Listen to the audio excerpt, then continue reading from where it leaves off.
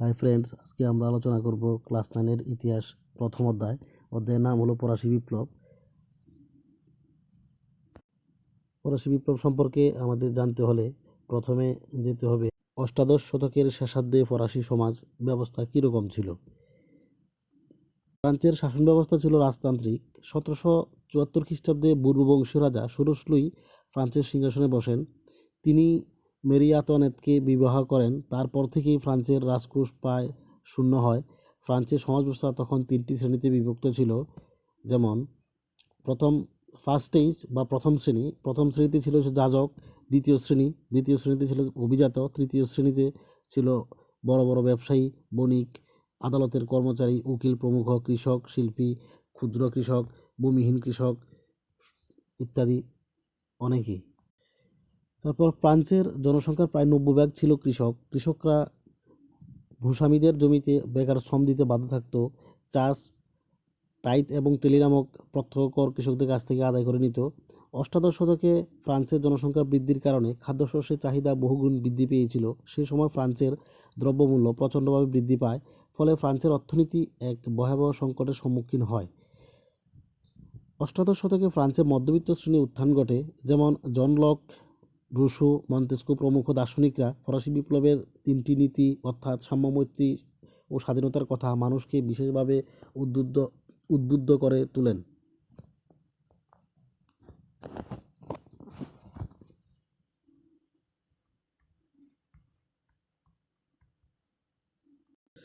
Next, ফরাসি বিপ্লবের সূচনা। 1789 খ্রিস্টাব্দে মে মাসে রাজা ষোড়শ লুই কর বৃদ্ধির উদ্দেশ্যে প্রায় 175 বছর পর প্যারিসের ভার্সাই শহরে স্টেট জেনারেলের সভা আহ্বান করেন। এখানে ফ্রান্সের তৃতীয় শ্রেণীর লোকেরা প্রত্যেকে মাথাপিছু ভোটের দাবি জানায়, কিন্তু রাজা ষোড়শ লুই এ দাবি প্রত্যাখ্যান করলে ক্ষুব্ধ তৃতীয় শ্রেণীর প্রতিনিধিরা 1789 খ্রিস্টাব্দে 20 জুলাই টেনিস কোর্টের মাঠে মিলিত হয় এবং তাদের দাবি ছিল ফ্রান্সের জন্য এক নতুন সংবিধান রচনা করা, রাজার ক্ষমতা সীমিত করা ইত্যাদি।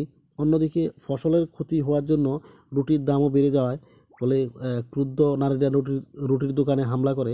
এই অবস্থায় রাজার সৈন্যবাহিনী প্যারিসের অবস্থান করার নির্দেশ দিলে উত্তেজিত জনতা 1789 খ্রিস্টাব্দে 14 জুলাই প্যারিসের স্বৈরতন্ত্রের প্রতীক বাস্তিল দুর্গে আক্রমণ করে এবং ধ্বংস করে। এর পর ধরেই 1789 খ্রিস্টাব্দে ফ্রান্সে ফরাসি বিপ্লবের সূচনা হয়। তারপর ফ্রান্সের রাজতন্ত্রের অবসান এবং প্রজাতন্ত্র প্রতিষ্ঠা।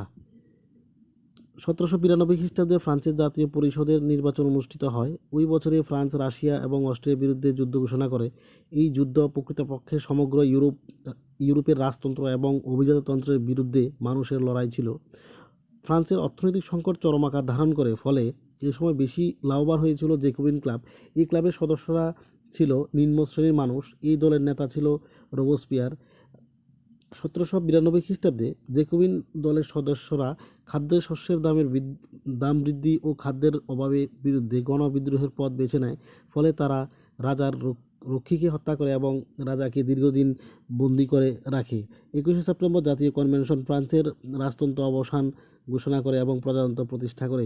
1793 খ্রিস্টাব্দে 21 জানুয়ারি রাজা ষোড়শ লুইকে বিশ্বাসঘাতকতার অভিযোগে প্রকাশ্যে হত্যা করা হয়। এ দেখুন রাজা ষোড়শ লুইকে কীভাবে হত্যা করা হয়েছে পিকচারের মধ্যে দেখা আছে। তারপর শুরু হয় সন্ত্রাসের রাজত্বকাল। 1793 থেকে 1794 পর্যন্ত সময়কাল ফ্রান্সের সন্ত্রাসের রাজত্বকাল নামে পরিচিত। এই সময় যে কোনো ব্যক্তিকে গ্রেপ্তার করা হতো। বিচারে দোষী সাব্যস্ত হলে গিলোটিন যন্ত্রের মাধ্যমে তাকে হত্যা করা হতো। অবশেষে 1794 খ্রিস্টাব্দে জুলাই মাসে রোবসপিয়ার অপরাধী সাব্যস্ত হওয়ায় তাকে গিলোটিন যন্ত্রে হত্যা করা হয়। রোবসপিয়ারের মৃত্যুর পর ফ্রান্সের রাজতন্ত্রের যেই সন্ত্রাসের রাজতন্ত্র ছিল সেটার অবসান ঘটে।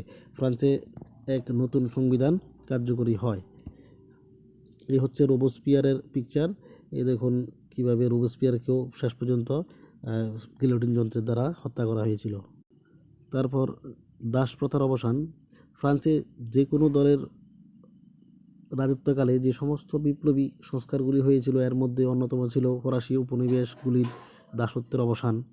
সপ্তদশ শতকে ইউরোপে ও আমেরিকার মধ্যে ত্রিমুখী দাস ব্যবস্থা শুরু হয়েছিল, তা সাময়িকভাবে 1794 খ্রিস্টাব্দে ফ্রান্সের জাতীয় কনভেনশন কর্তৃক বন্ধ করা হলেও 1848 খ্রিস্টাব্দে ফ্রান্সের দাস ব্যবস্থা পুনরায় বিলোপ সাধন হয়। তারপর হচ্ছে নেপোলিয়নের উত্থান।